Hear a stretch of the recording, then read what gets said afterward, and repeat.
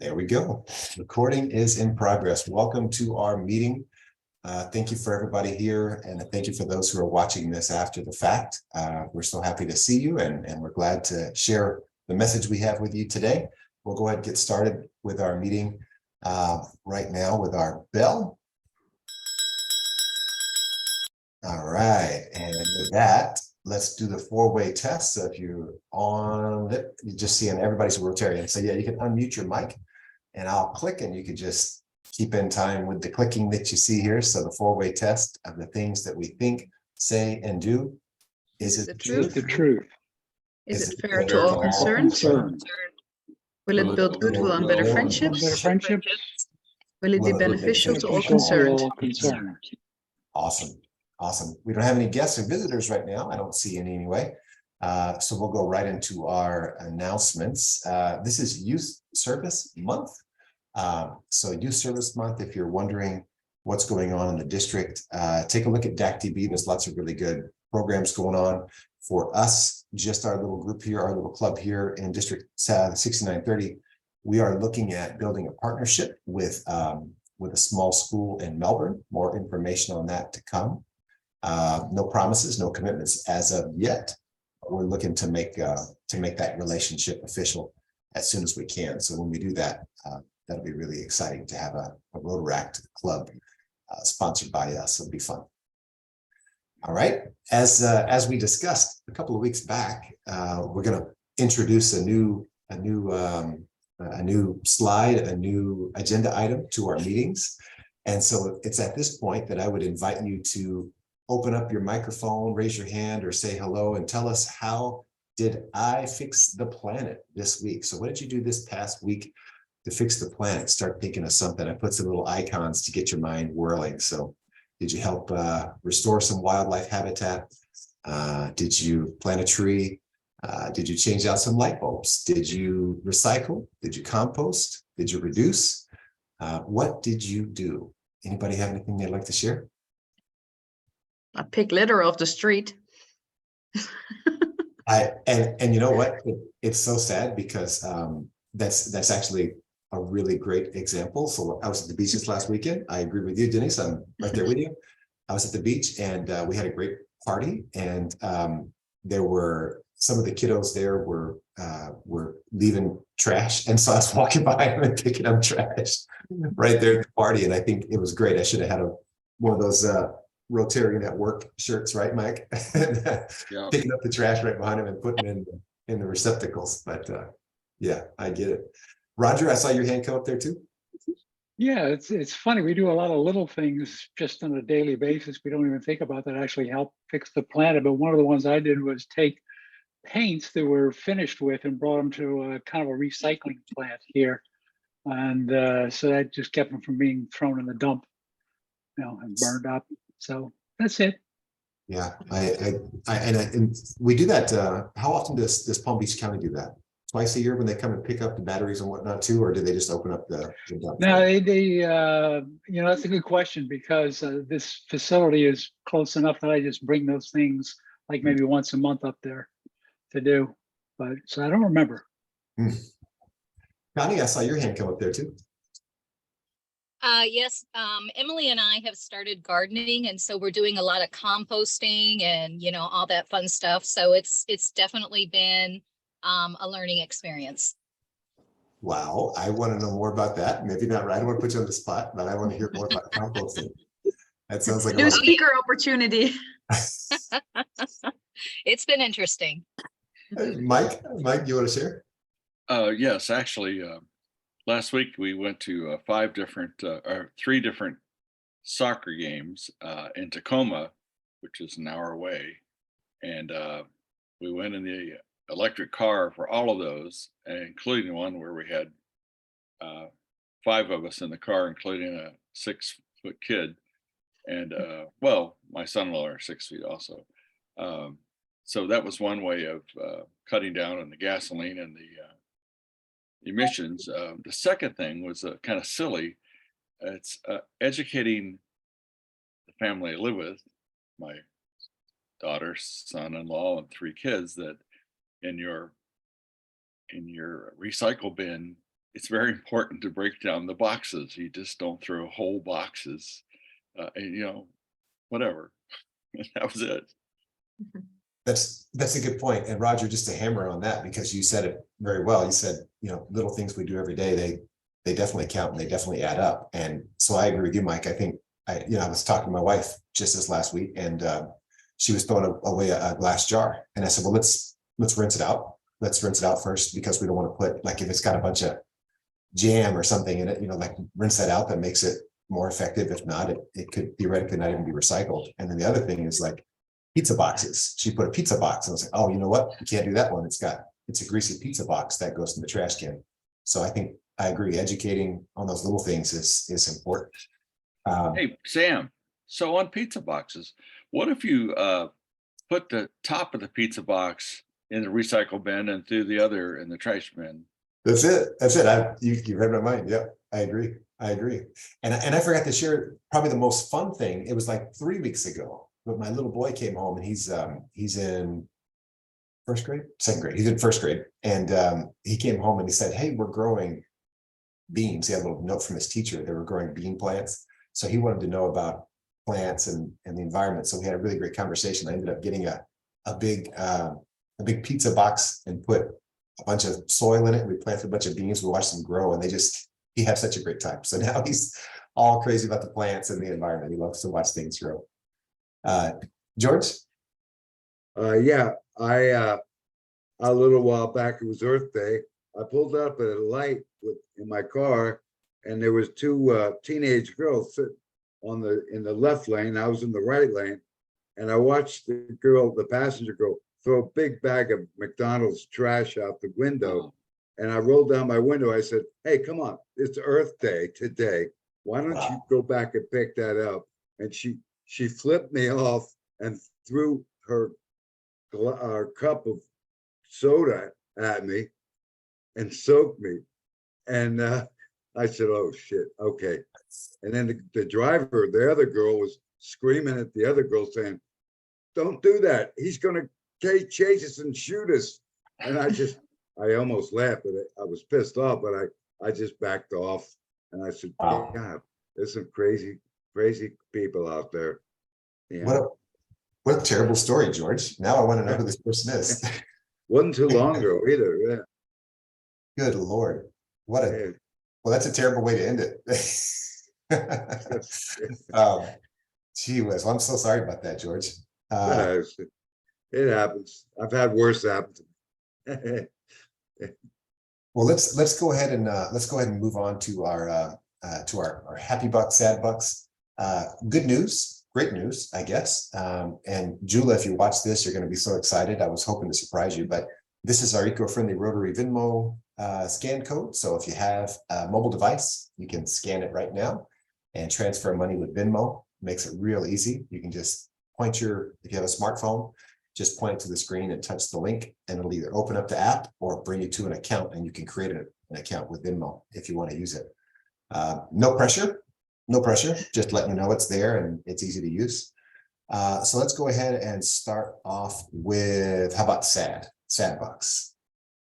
And George, I feel like yours classifies as a sad $5 for whatever the combo meal she threw at you.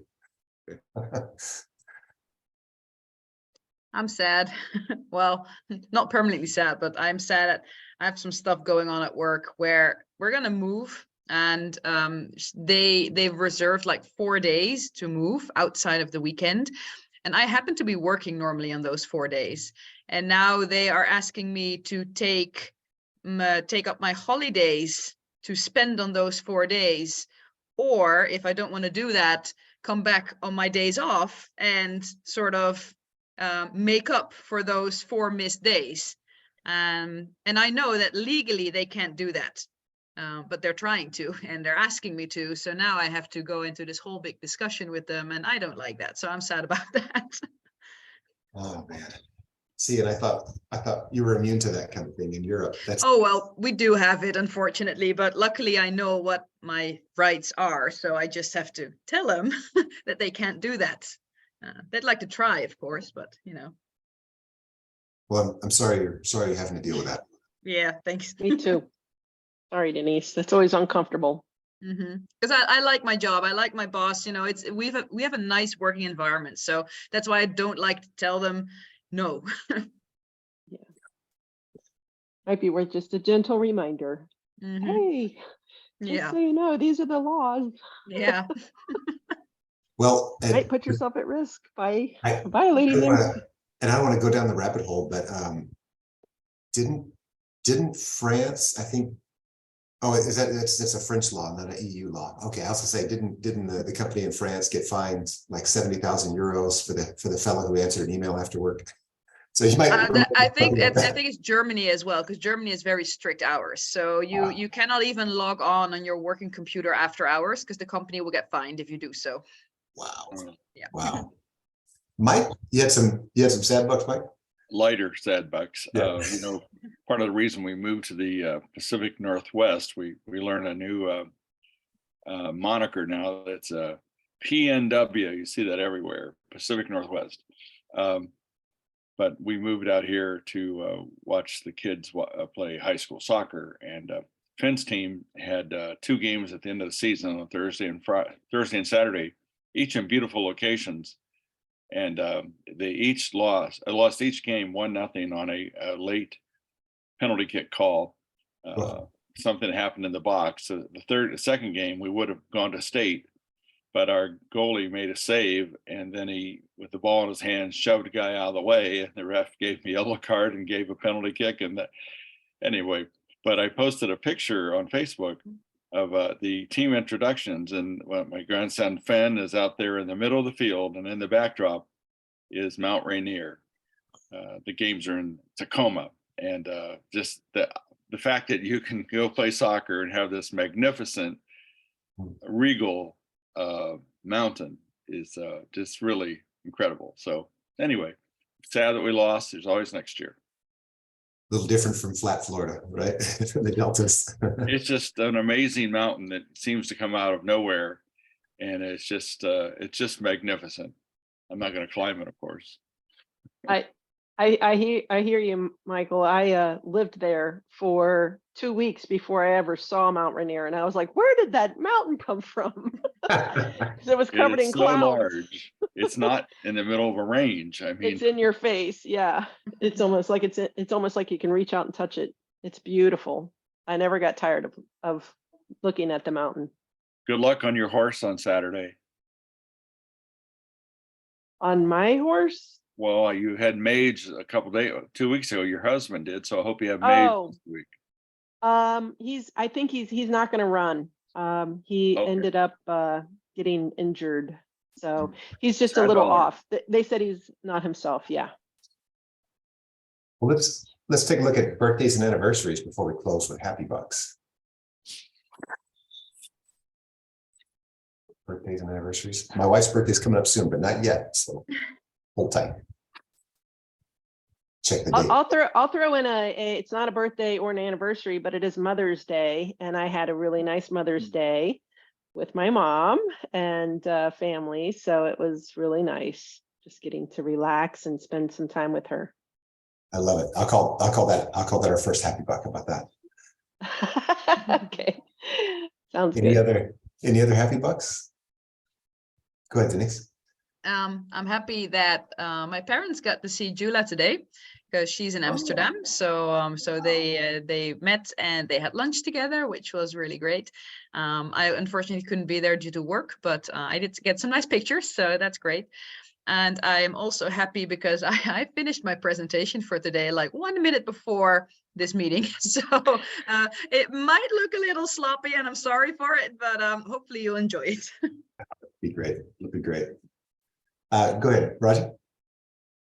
Yeah, I have a happy dollar because my granddaughter, I'm not sure that I've reported this before. She's gotten engaged, and she set the wedding date for October.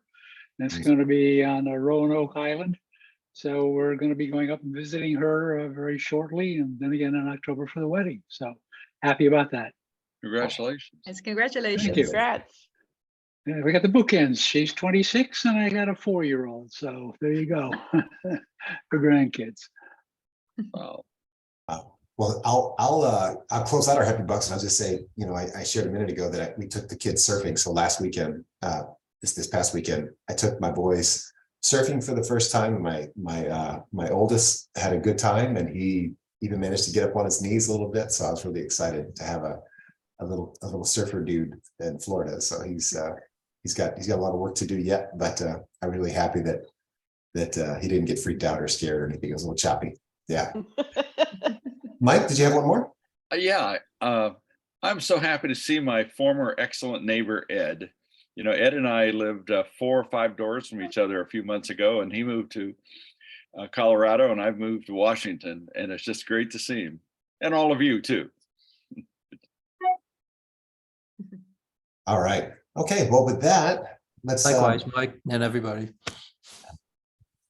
with that, I'll go ahead and I'll turn it over to Denise. Denise, let me make sure that we have sharing on real quick here. Yep. And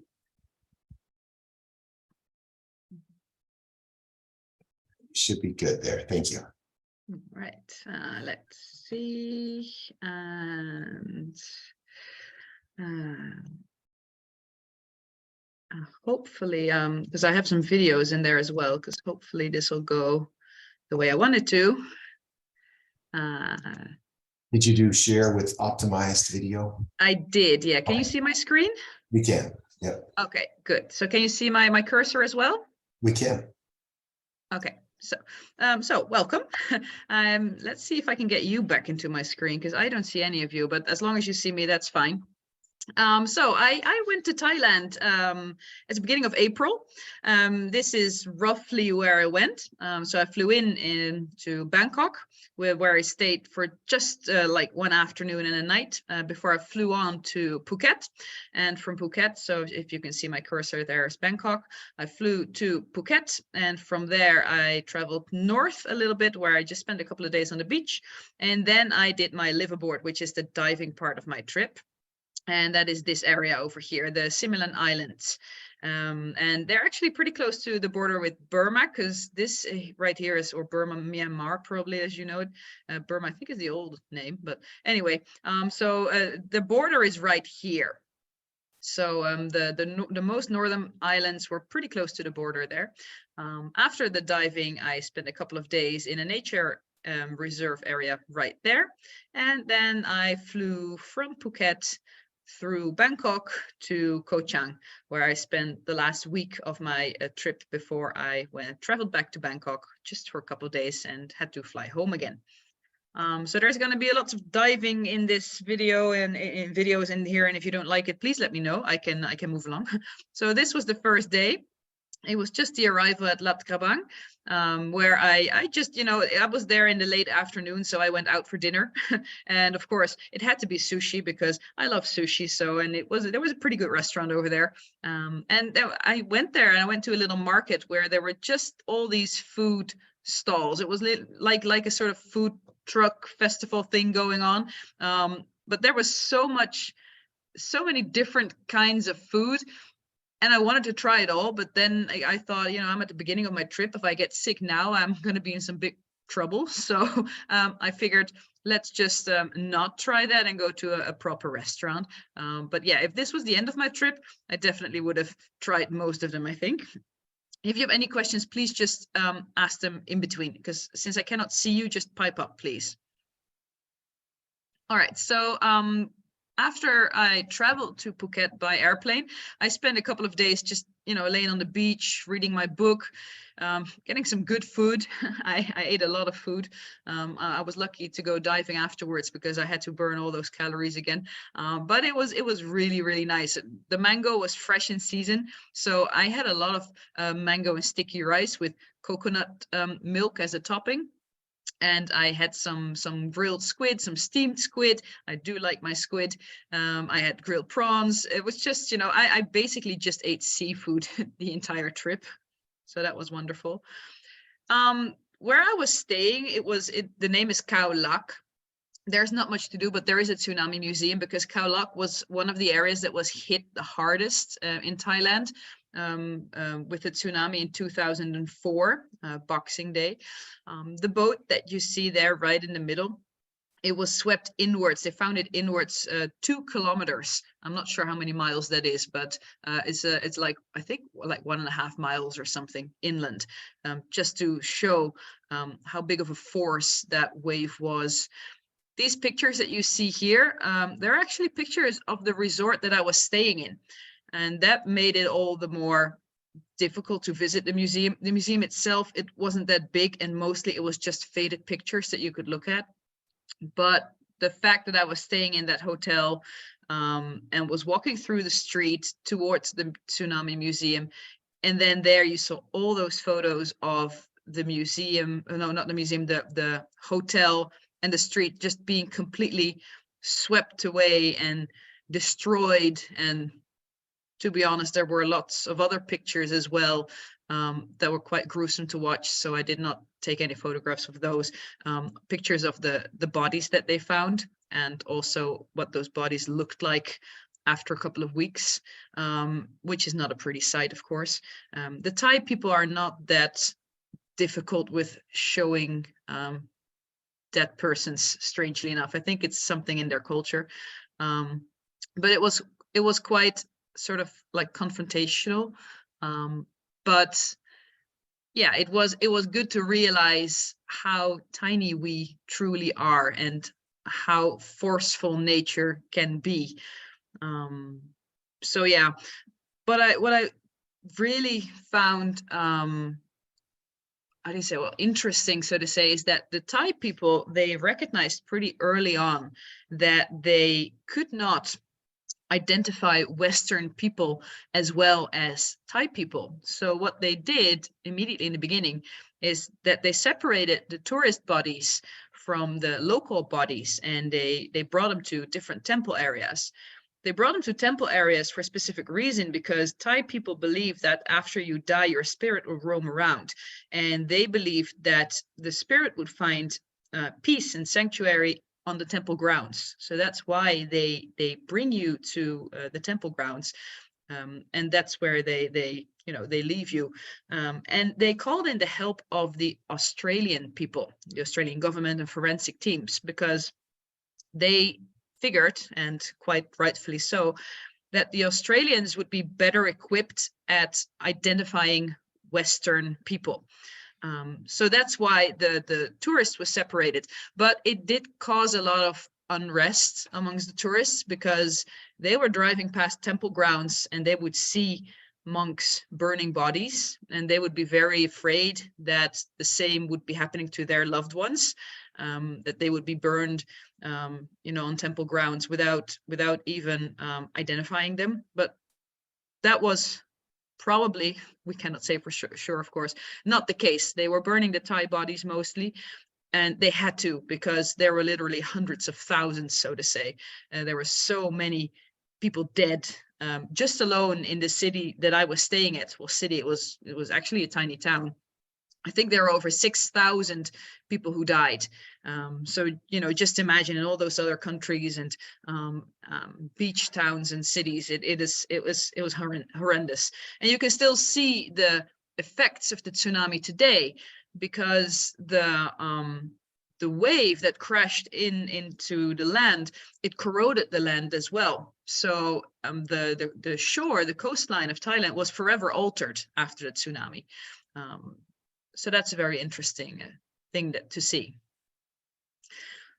Well, after the Tsunami Museum, of course, I had to drown my sorrow with food and alcohol. And no, I'm just kidding. But I did eat a lot of nice things again. You can see pad thai, which is the third picture here, which is a Thai local dish. You can basically get it everywhere. So if you're not sure what you can eat in a restaurant, or you don't recognize anything, just sit down and ask for a pad thai. And it's the most delicious noodle dish that you can find. You can get it with chicken or with shrimp, or vegetarian if you'd like to, and it's the best. Of course, there is lots of fish again, cocktails, and they have very interesting like chips flavors, which I like to try. So this one was really nice. So then I went away to the pier to start my diving trip. This was the boat on the upper left. And below there, you can see the little cabin that I was staying in. I was sharing it with a Chinese girl. She was really nice. And well, we started our evening with a briefing. There were lots of people on the boat. We had a big group of Chinese people. We had a big group of Japanese people. They each consisted of about 8 to 10 people. And then there was like the rest of us. The rest of us consisted of Americans, Australians, Indians, and Europeans mostly. But it was a very nice bunch of people together, and we had a wonderful time. The people on board on the right, you can see she's Vanessa. She was the trip leader. She would give us briefings every day on the board with very strict times. So the wake-up call would be at like 6:30. You would have breakfast, and by 7 you would be in the water and you would start your day. You can see Pablo, which is our dive guide, and he just guided me through 13 dives over the next coming days. And these are some of the nicest pictures in ways of coloring, because underwater it looks very blue. And these are a couple of pictures that were altered already. The rest of the pictures, as you will see, are extremely blue because I wasn't able to alter them yet. But yeah, so that's really nice. So here I have a couple of videos, and hopefully these work. So please give me some feedback to see if this works.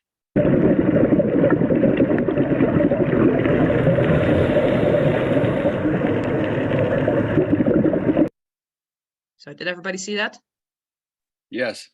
Okay, good, thank you. So that's a little clownfish that you can see over there. It's an elderly clownfish, or elderly, it's a mature clownfish, because after a while they will turn black, certain species. So this one is actually black with white stripes. Of course, we all know the clownfish from the movie Nemo in orange and white stripes. You'll see a couple of them as well a little later on. This was one of the first dives that we did. It was a very easy dive site, not that much coral, but it was just to get back into shape a little bit.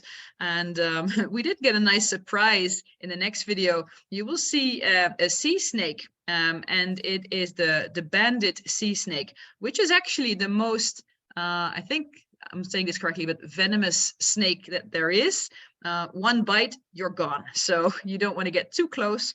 Unfortunately, they do not think the same. They like to explore, they like to investigate. So sometimes they come pretty close, and they do have lungs. So they breathe air. So they move up to the surface, grab some air, and then go back down again. So I was just diving along, just, you know, doing my own little thing. And all of a sudden, like right in front of me, there was one of these snakes coming down because it had just come up for air. And of course, you don't see what's happening above you. So that was a bit of a scare, but luckily it was not interested in me. So this is an example of one of the sea snakes.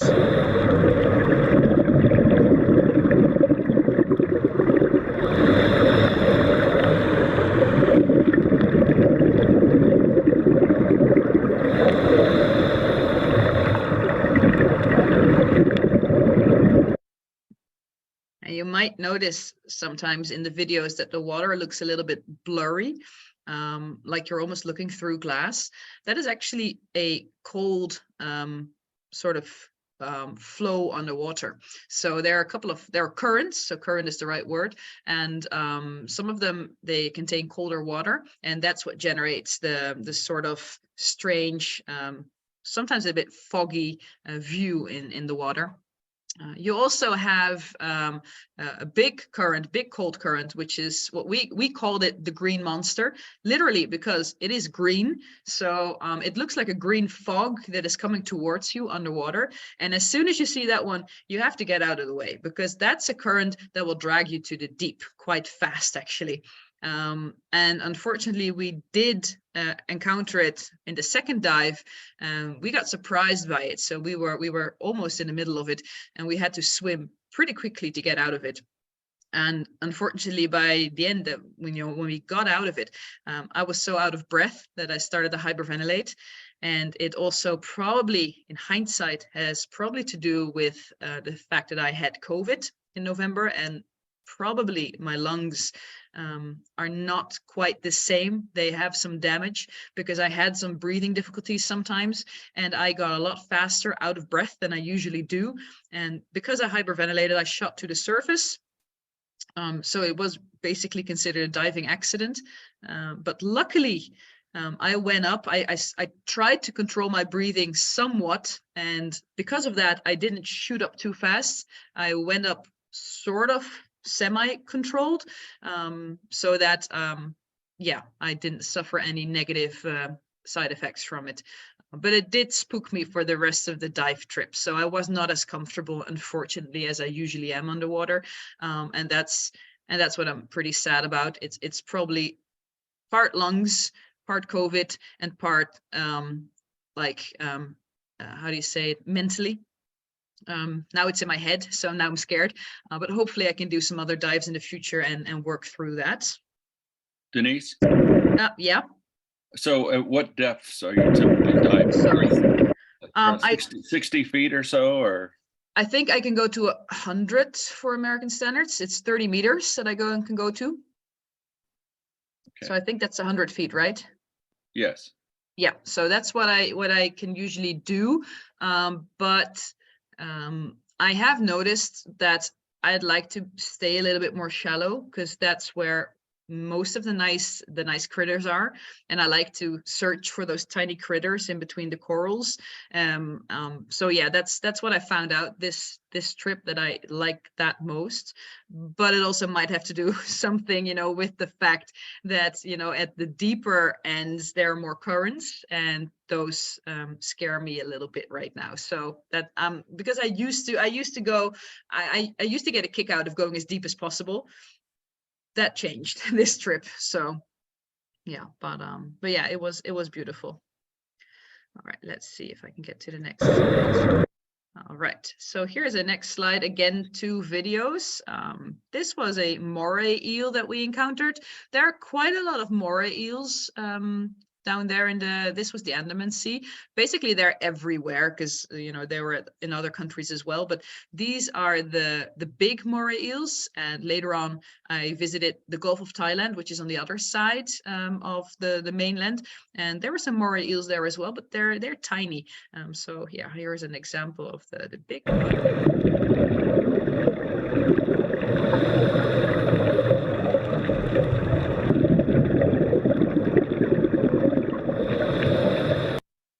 These are typically fine, they look big, they look scary, they have big teeth, but they usually don't do that much. They just stay in their little burrows, so to say, and sometimes they do swim out, but they typically don't go and attack you. So you can come pretty close, you can take some nice pictures.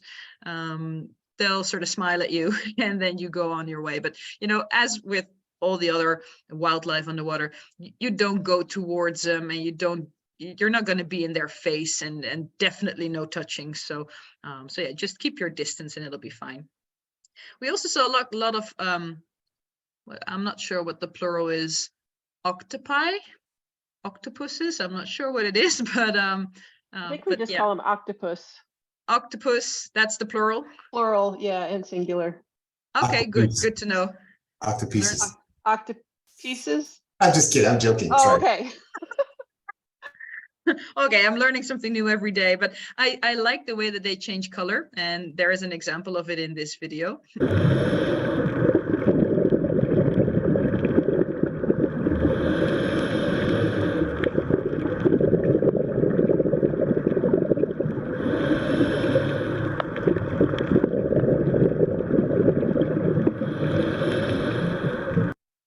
So as you can see, this one was a little bit shy. They can actually turn the exact same color as their surroundings. And to me, that's really awesome, because sometimes you didn't even notice that they were there, and you would be almost right on top of them and it would feel sort of squishy, and you would be like, oh, that's an octopus. So you'd get out of the way.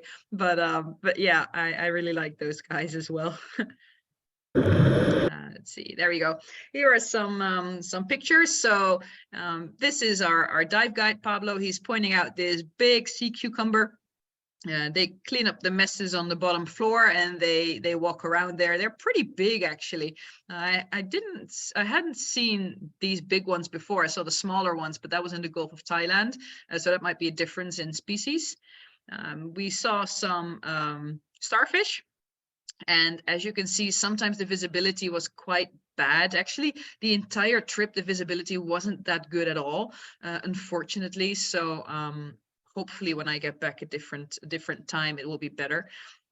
Sometimes you could like barely see like 5 meters in front of you, which is incredibly low for the time of year and in that area.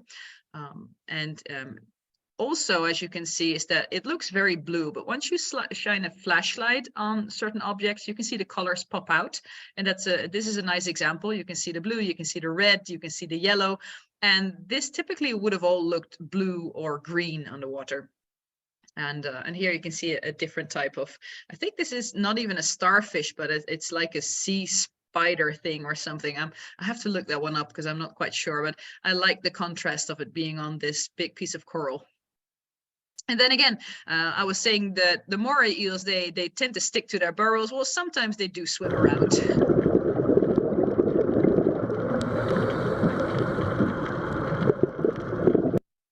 As you can see, it just minding its own business, and it's trying to get some food somewhere. So yeah, it's really nice. Okay. So some other pictures. I did diving for 5 days. I just put them all together, all the pictures, because I can show you the different dive sites, but they'll probably all look the same to you. So I just bundled them all together. We did some other dives at some more challenging areas. So that's where you can see is the rope is handy on the right side. Sometimes you would start at the surface, and at the surface there is basically nothing visible. Sometimes, you would go to an island, you would be in a shallow bay, you would be diving there. But a lot of the times you would be just out in the open, no island in sight. And we'd be like, where's the dive site? It was down below. So there would be a buoy and you would hold on to the line, go down. Sometimes there would be a big current, so you would definitely want to hold on to the buoy, because if you would let go, you'll be swept away to Myanmar. And that's not what you want. So yeah, those were pretty challenging. But you would see different types of corals, small ones, big ones. There were some batfish, as you can see here.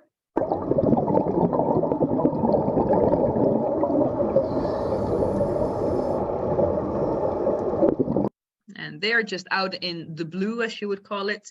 In the blue is just the area where, it's in between the surface and the bottom.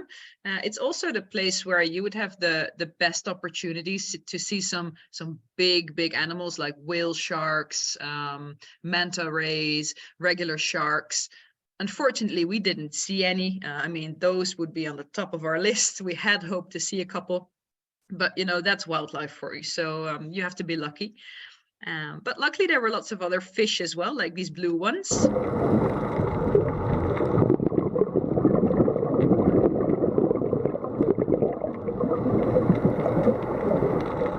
And again, the sea snake.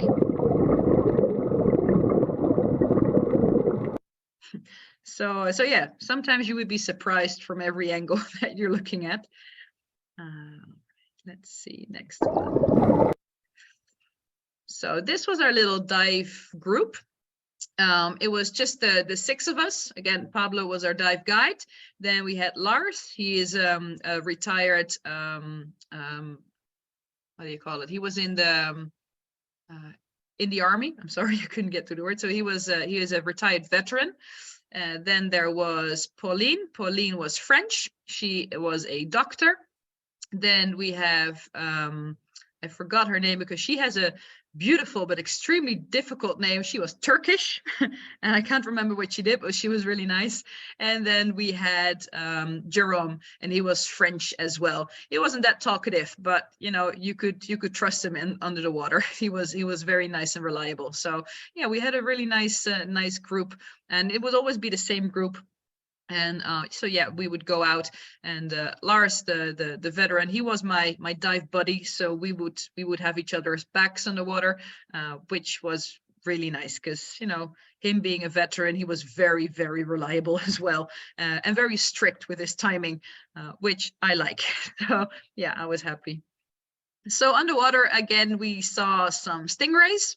These are small stingrays. We did see a very big stingray, which had like a diameter, like wing span of about 1.5 meters, which is incredibly big for Thai standards there on the water. But we saw it during a night dive, so I wasn't able to capture it on film or photo.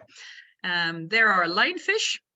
And other, in Asia, they're actually a native species. In the Caribbean, they're a plague. So in the Caribbean, there'll be, people will shoot them, will eat them. When I was in Bonaire, you could book trips just to shoot the lionfish and to fry them up later. In Thailand, it's not allowed. So, but they're beautiful to look at.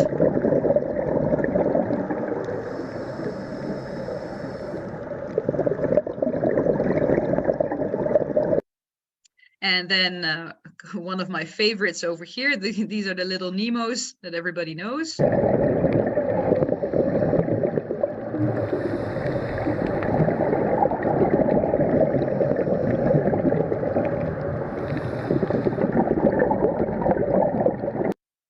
I really like personally how they dive in and like scrub themselves clean on these little anemones.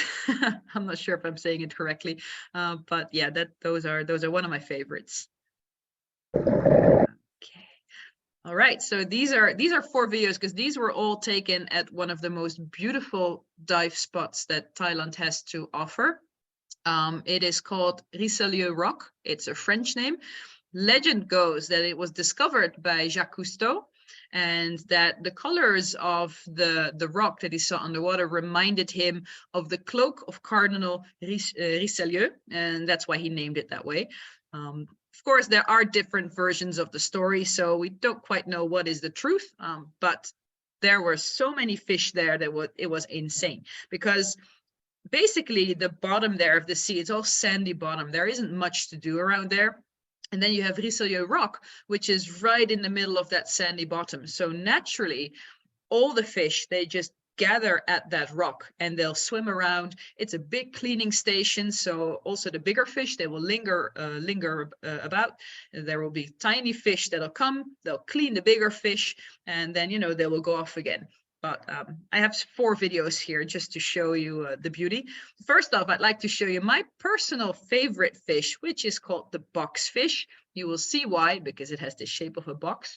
First, I have a video of the adult one, which is brown with little white dots. And then later on, I'll show you the juvenile one, which is even cuter.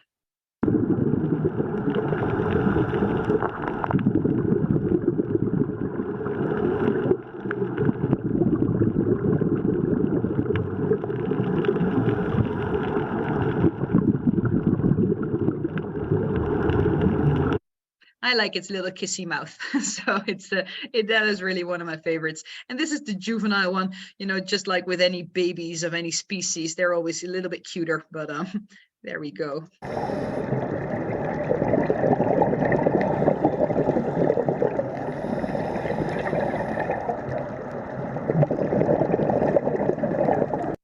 And these are actually incredibly tiny. So if you spot them, well done. So yeah, that's why I like to linger in the more shallow parts, because that's usually where they are in between the corals.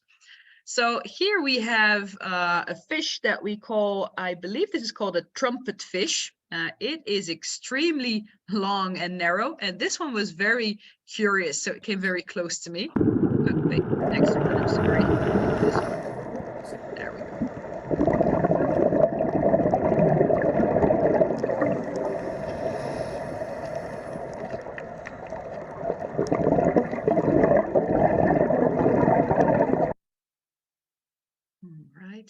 And then the next video is an example of the amount of fish that you can see.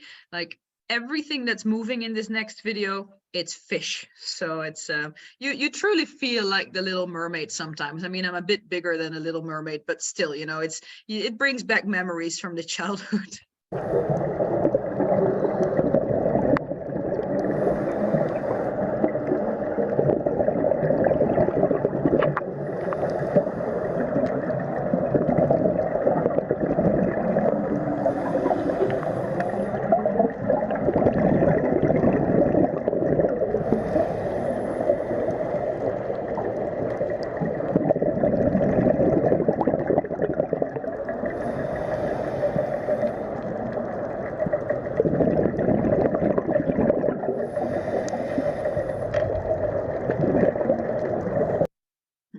Are there any questions so far? No questions? Okay. I'm just reliving. I'm just reliving my experiences through you, Denise. This is awesome. Okay, good. Thank you. All right, let's see. Moving on. Denise, what's the longest you were able to stay down? Well, the rule was not to go over 60 minutes. So 60 minutes is the limit, but usually my tank would be half full still, or you know, there will be quite a lot in it left. So I could go on longer, but you're not really allowed to. So that's why we didn't do it, because the longer you stay down, the longer you would have to stay up at the surface again in between 2 dives. And we did have a very tight schedule, so we didn't want to jeopardize that. And what also helped is that I took my nitrox course at the boat. So that means that instead of diving with air, I'm diving with enriched air, which contains more oxygen. It should give you a less of an interval time, but also it makes you less tired in between dives. So yeah, but that was really good. That was nice. So just so you know, I sent out a chat, and looks like most of the people at the meeting today are scuba divers, or at least half. Ah, really? I didn't see the chat. So let me just see. Okay. That's okay. I don't want to distract you from what you're doing. That's okay. All right. So let's just continue. I'll read the chat afterwards, because I have 2 more videos here. Again, one of the fish, the many fish that are there, and they would come pretty close as well.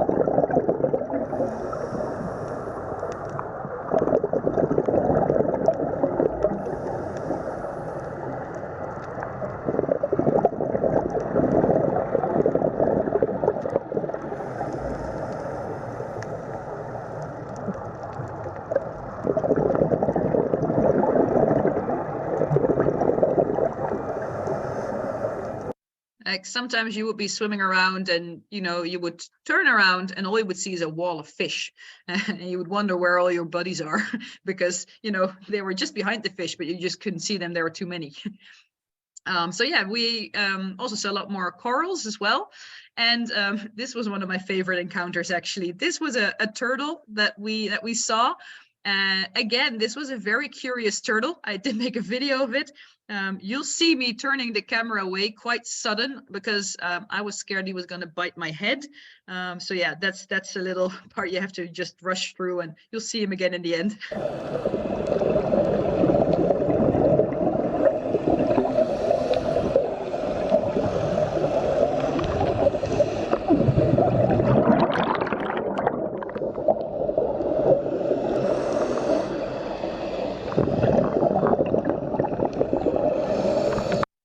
Yeah, that was a funny encounter. It turns out he was interested in the bubbles I was blowing up because they look like jellyfish. So he was trying to eat my bubbles.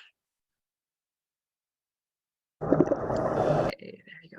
So after diving, I came back to Khao Lak, and we went to the Italian place. I didn't want to eat Western food while I was in Thailand, especially not for the first couple of weeks.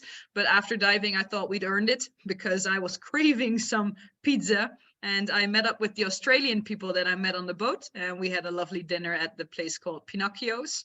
And again, you know, food, mango and coconuts. And this was I think it was like a coconut slushy. It was wonderful. It was great. I could live off those things. And afterwards, I went to that nature area. It's a little bit more inland. It's called Khao Sok. And I spent the days, you know, I was there for 3 days. I did some bamboo rafting where we saw some monkeys there. It's very tiny because it was quite a distance away. Monkeys, and I went to swim with the elephants, which was a wonderful experience. I was in my happy place here, so you know I might not look as flattering as some other women, but I was in my happy place, so I don't care. Yeah, so there's no riding allowed in Thailand at the moment, at least not in this area, which I think is a very, very good development.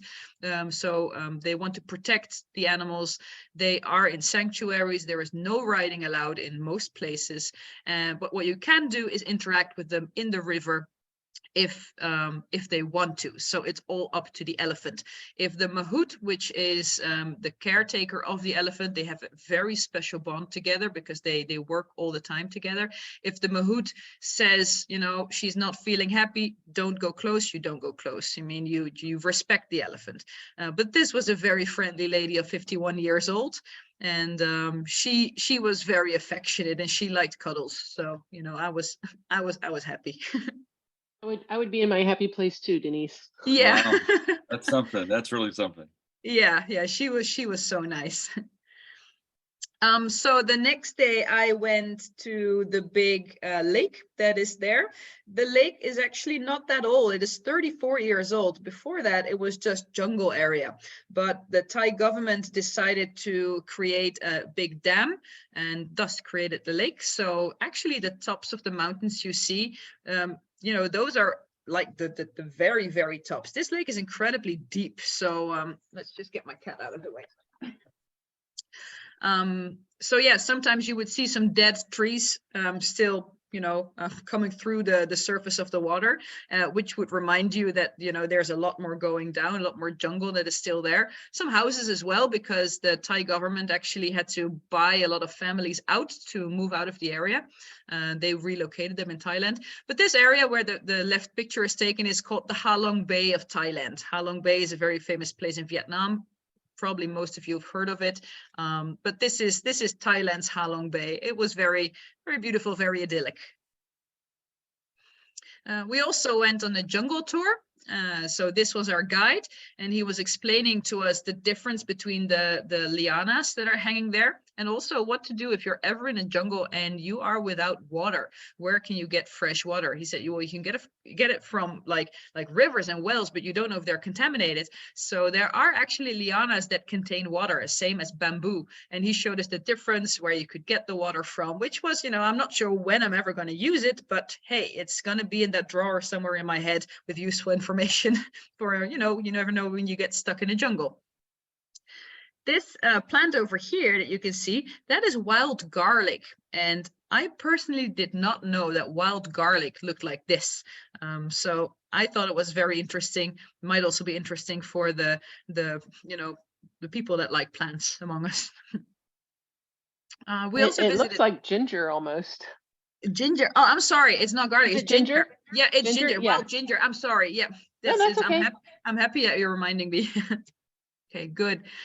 So we also went to visit a cave.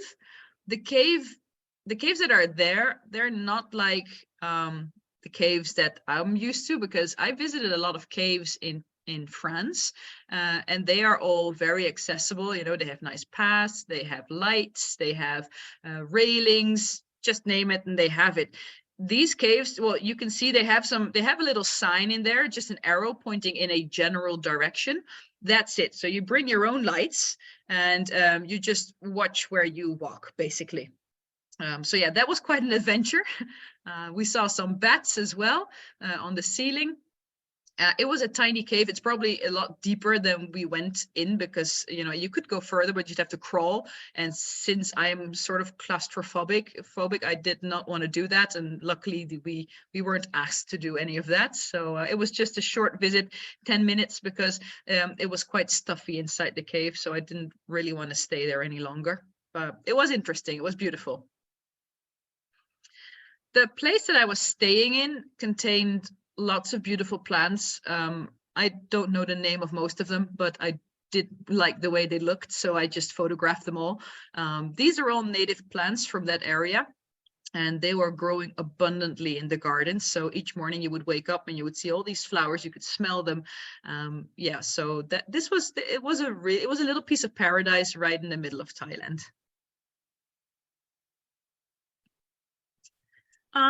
So later, like on the third or fourth day, I left for Phuket again. I got a taxi and I was driven to Phuket airport, where I flew to Bangkok. And from Bangkok, we got on this little propeller airplane that took us to Trat. And from Trat, it was just a short drive from the island. Unfortunately, I arrived in Trat without my suitcase. So yeah, that was strange. And I didn't pack any other stuff in my carry-on. So I arrived at the island without clean underwear. So I had to buy a lot of things. And unfortunately, if you're my size and you're in Thailand, that's quite difficult to do. They don't generally carry big size clothing there. I did manage to find some swim shorts, of course, male sized, because for females, there I just gave up hope. But at least I was able to swim in something other than my dirty underwear. So yeah, that was good. So this is the ferry that took us from the mainland to the islands, just a short ferry ride, about 45 minutes. And then the next morning I ended up here. So even though I did not have my suitcase and my luggage, this made up for most of it. That was really nice. So this island, the place that I was staying in, there is this beautiful restaurant over there, which had the most exquisite food. It was almost like a Michelin star quality food. But you paid like 20 euros, 30 euros tops. So I could go there every night. I almost did go there every night. And you can see the beautiful creations that they made. These are scallops. And this is a type of ceviche, but from local Thai fish.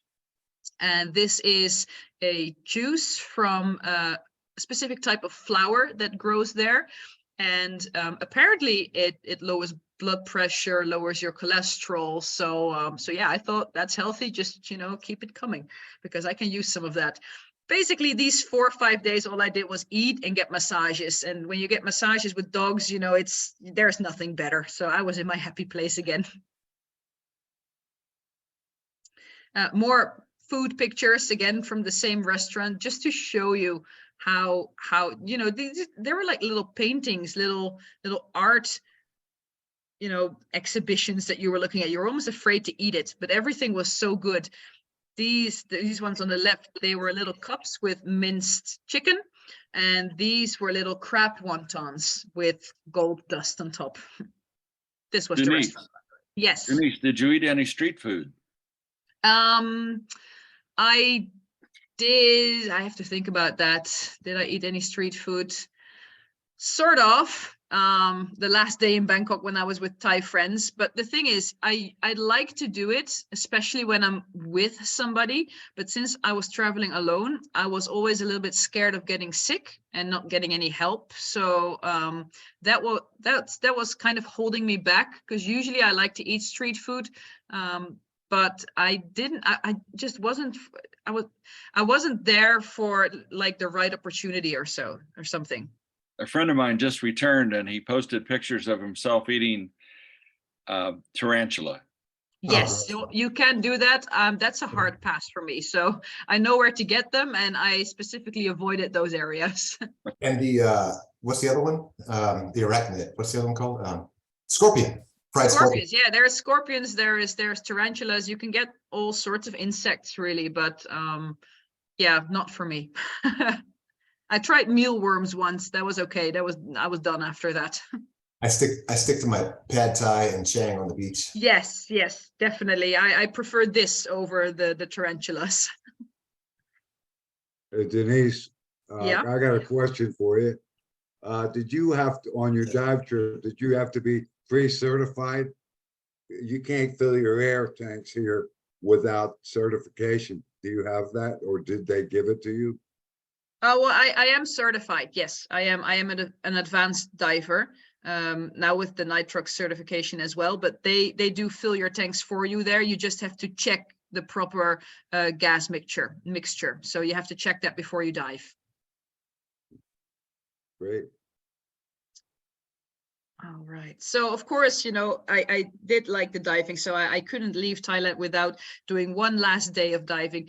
So I went on this very colorful boat from BB Divers. BB Divers is actually one of the organizations where I had my first diving lessons with, which was in 2008. So it was happy to visit them again. Again, we went to a wreck, and we had to use the line to go down because of the currents. But once we were down there, you could see these awesome views. That's me with the Thai flag, with the Chang, the elephant inside it, because this wreck is called the HTMS Chang. basically means elephant. And I think, oh yeah, after that I went to Bangkok. These are the last slides, I promise. I'm not sure how we are in time yet. We are almost done, so I'll go through this quickly. This is the Royal Palace in Bangkok. It's beautiful, you know, just visit it. There's so much to tell about this. You can fill an entire presentation about it. But yeah, if you're ever in Bangkok, do not skip the Royal Palace. It's beautiful.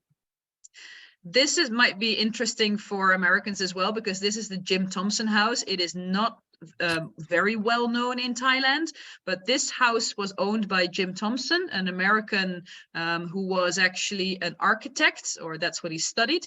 He assembled these houses from different regions in Thailand to build his own little villa in Thailand with a beautiful garden, but he went missing in the Cameron Highlands. And the strange thing is that these Chinese horoscopes that you can see here, the right one is actually a horoscope where it was predicted that he would have a bad time at the age of 67, I'm sorry, 67. And the age that he went missing in the Cameron Highlands was 67. So that's a strange, might be coincidence, but yeah, it's there might be some truth to these Chinese horoscopes after all. And then the last day I met up with some Thai friends. I wanted to meet up with them sooner, but they were very busy because they are opening a new hotel in Bangkok. They took me out to Tip Samai, which is a very famous Pad Thai restaurant in Bangkok, where there's usually very long lines to get in. But yeah, we enjoyed some excellent Pad Thai there, the best I've ever had. And afterwards he took me to a nice dessert shop where I tried something I never tried before. It's basically milk filled with all sorts of toppings. If you're ever in the area, I'll give you the address. It's wonderful. And that's it. Any questions?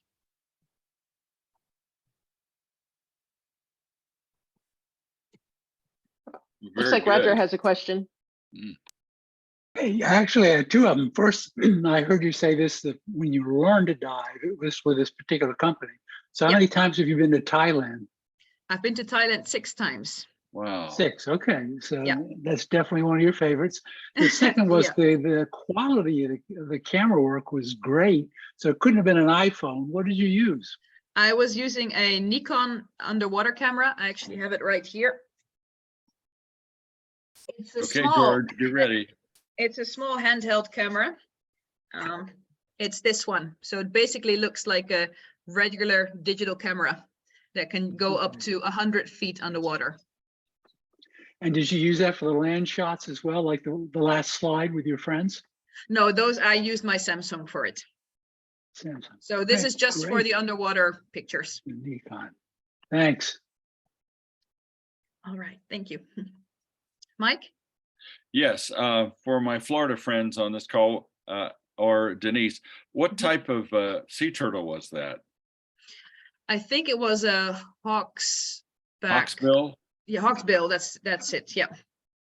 As you know, Denise, you and I spotted a turtle while walking the beach. Yeah. Yeah, that was a great memory as well. That's still with me. All right, any other questions? Let me open the chat really quick. There's a lot. Yeah, there's a That lot. was a great presentation, Denise. Okay, thank you. Fantastic. I was worried it was a bit incoherent because I was just slapping it together, you know, after work. I had 1 hour, I think. I was just adding pictures and hoping that there was a red line, you know, through the story somewhere. It was great. Okay, good. You wouldn't thank have known. I would have never known that you put it together at the last minute. Okay, Great thank job. you. Right. Any other questions? Thank you for sharing all of your trip with us. That was, and by the way, just watching how you enjoy your vacation, I'd be right there with you, eating, enjoying outdoor activities in nature, and then massages and puppies and elephants. Yeah, Yeah. we can travel together anytime, Denise. I would love it. Perfect. Good to know. Yeah, this is my favorite type of holiday. Usually at the end of a holiday, I'm always longing to go home for some reason, you know, I'd like to go back. This was not the holiday that I was longing to go back. I could easily have stayed a month longer. Do you do much diving in the Caribbean? I only went to Bonaire, so that's the only place that I was diving in the Caribbean. Yeah. I would love to visit some other spots. Florida has an underwater national park in the Florida Keys. Yeah, John Pennycamp.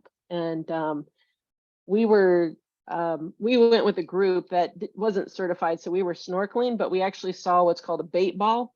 Mhm. Oh, And that's the bait great. ball was probably 8 feet wide initially. And we literally watched, like, you couldn't go near it because like the tuna were going At John Pennycamp. super fast through it. Yeah. And you didn't want to get too close to it because you're afraid you might have a tuna run right through you. It was absolutely fascinating. And one of my son's friends was like, I feel like I'm in a Guy Harvey t-shirt scene. And Guy Harvey has all this really cool underwater art. And I thought that captured the moment really well. It was a lot of Yeah. fun. That's what I like most about it, just being inside those big schools of fish, surrounded from all sides, and just seeing them move around. That's my favorite part. Yeah, it's a lot of fun. I did my certification dive just down the highway from Pennycamp at a place called Marathon.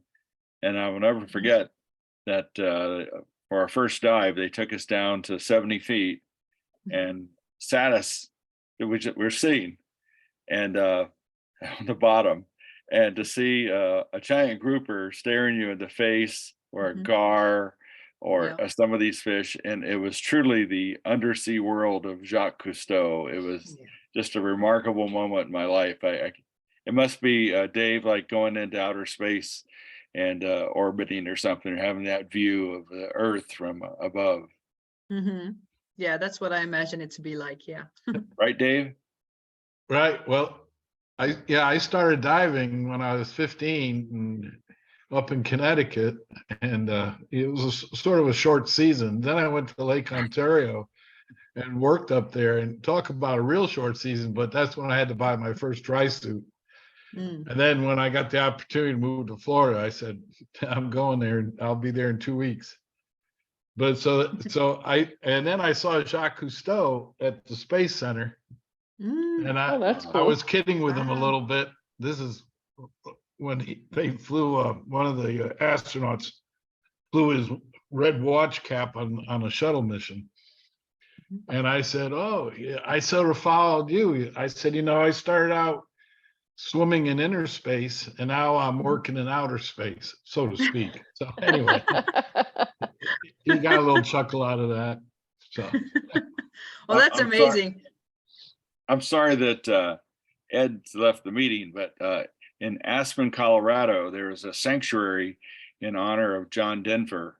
And many of his lyrics are carved into boulders around this wonderful park. And one of the boulders has carved in messages from Jacques Cousteau to honor him. So it's interesting. You were wonderful, Denise. Thank you. Yes, you were. Thank you. All right. So I guess we'll close the meeting then, probably.